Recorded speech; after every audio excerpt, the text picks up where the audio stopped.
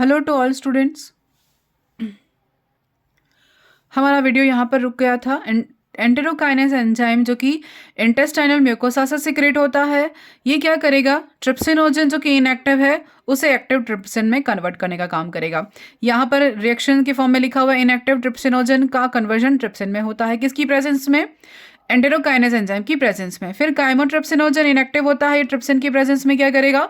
Chymotrypsin में convert होता है, जो कि एक प्रोटीन डाइजेस्टिव एंजाइम है। फिर कार्बोक्सीपेप्टिडेज, ये क्या करेगा? ट्रिप्सिन की प्रेजेंस में कार्बोक्सीपेप्टिडेज का फॉर्मेशन करेगा। ठीक है, अब ये प्रोटीन्स बन गए और प्रोटीएज बन गए, पेप्टॉन्स बन गए। ये सब क्या करेंगे? प्रोटीन को डाइजेस्ट करेंगे, ट्रिप्सिन एंजाइम की प्रेजेंस में या काइमोट्रिप्सिनोजन की प्रेजेंस में डाइपेप्टिडेज में बदलेंगे। उसके बाद पॉलीसेकेराइड्स जो हैं वो कार्बोक्सीपेप्टिडेज और पैनक्रियाटिक अमाइलेज की प्रेजेंस में स्टार्च से किस में कन्वर्ट हो जाएगा? डाइसेकेराइड में कन्वर्ट हो जाएगा। यानी इजी मॉलिक्यूल में तोड़ना है हमें, पॉली से डाई, डाई से फिर मोनो। अब फैट है वो लाइपेज की प्रेजेंस में डाई ग्लिसराइड में बदलेगा, फिर डाई से मोनोग्लिसराइड में कन्वर्ट हो जाएगा। न्यूक्लिक एसिड न्यूक्लियस एंजाइम की प्रेजेंस में किस में कन्वर्ट होगा? न्यूक्लियोटाइड, उसके बाद न्यूक्लियोसाइड में कन्वर्ट होगा।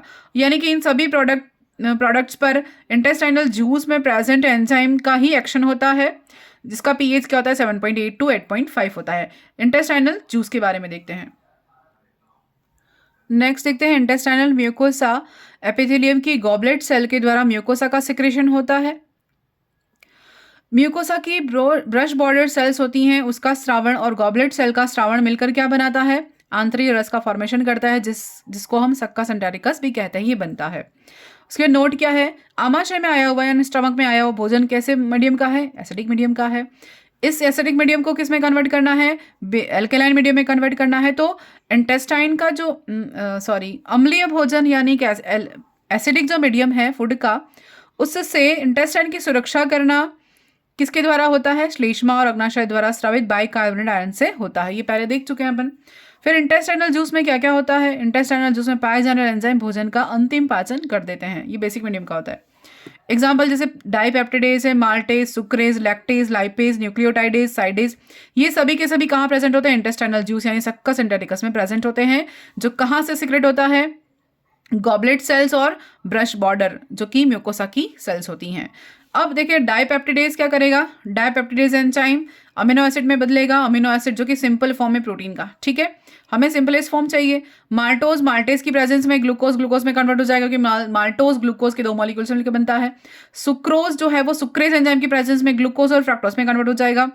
लैक्टोज लैक्टेज एंजाइम की प्रेजेंस में ग्लूकोज और गैलेक्टोज में कन्वर्ट हो जाएगा। ठीक है, कार्बोहाइड्रेट की सिंपल फॉर्म है ये। डाइग्लिसराइड्स और मोनोग्लिसराइड्स, ये दोनों लाइपेज एंजाइम की प्रेजेंस में फैटी एसिड और ग्लिसरॉल में कन्वर्ट हो जाएंगे। ये फैट का सिंपलेस्ट फॉर्म है। ठीक, इस प्रकार हमने क्या किया? पूर्ण बायो मैक्रोमोलिक्यूल्स का पाचन छोटे छोटे मॉलिक्यूल्स में कर दिया। ठीक है, डाइजेशन कहाँ होगा? छोटी आंत की ग्रहणी में संपन्न होता है। उसके बाद जेजुनम में भोजन का अवशोषण होता है। अधिकतर पाचन कहाँ हो गया? ड्यूडिनम में हो गया। एब्जॉर्प्शन कहाँ होगा? जेजुनम में होगा।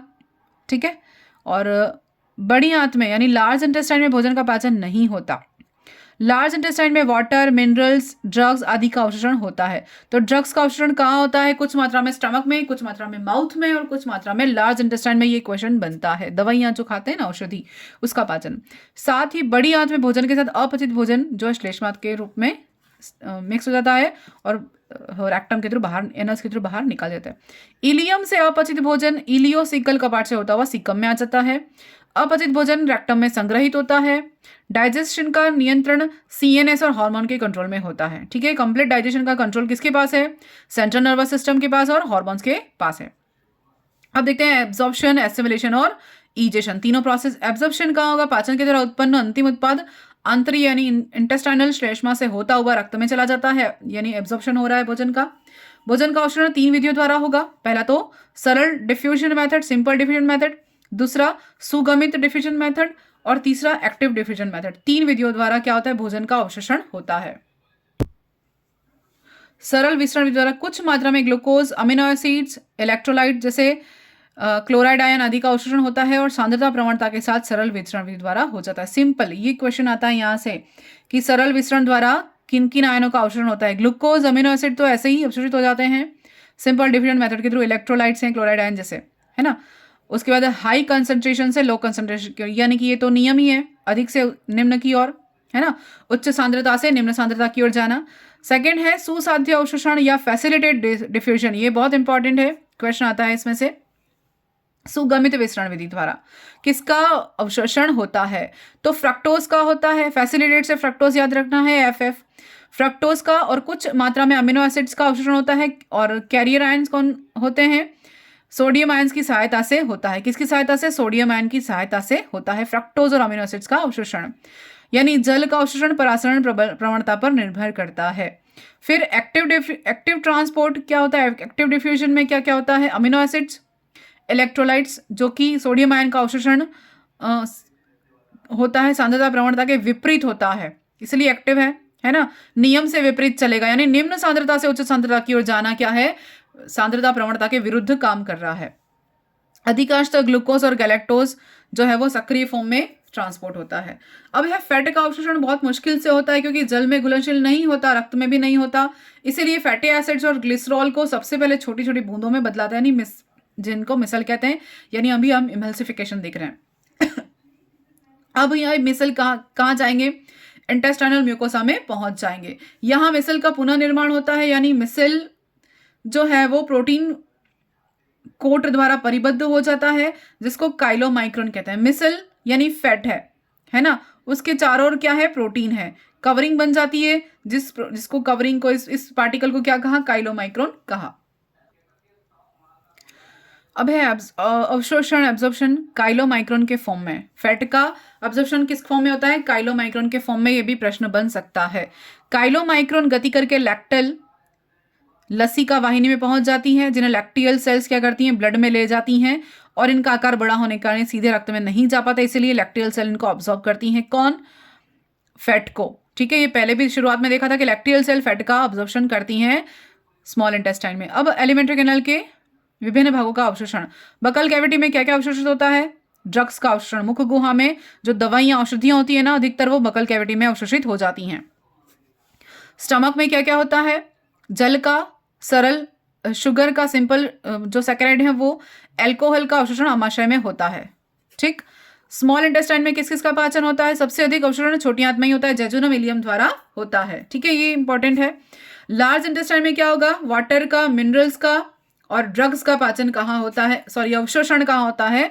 लार्ज इंटेस्टाइन में होता है। फिर एसिमिलेशन या स्वांगीकरण क्या होता है? अवशोषित भोजन का शरीर की कोशिकाओं व उत्तकों द्वारा उपयोग करना ही क्या है? एसिमिलेशन या स्वांगीकरण है। यानी कि जो एब्जॉर्ब्ड फूड है उसका बॉडी के सेल्स के द्वारा, उत्तकों द्वारा क्या होता है? ले लेना अंदर की ओर, या यूज कर लेना, इसको यूज कर लेना क्या कहा जाता है? एसिमिलेशन कहा जाता है। उसके बाद इजेशन की प्रोसेस आती है, जो न्यूरल रिफ्लेक्स आने पर रिलीज होना, फूड का स्टूल के फॉर्म में रिलीज हो जाना। ठीक है, रेक्टम से। अब कुछ डिसऑर्डर्स देखते हैं, जैसे इनडाइजेशन हो जाना, ओवर ईटिंग के कारण, स्पाइसी फूड के कारण, एंजाइटी के कारण, और फूड पॉइजन हो जाता है फूड पॉइजनिंग के कारण, या ये सारी डिसऑर्डर्स हैं। अब देखते हैं सबसे पहले जॉइंडिस। जॉइंडिस क्या है? पहला तो ये देख लिया इनडाइजेशन, जो इन सबके कारण होता है। दूसरा है जॉइंडिस।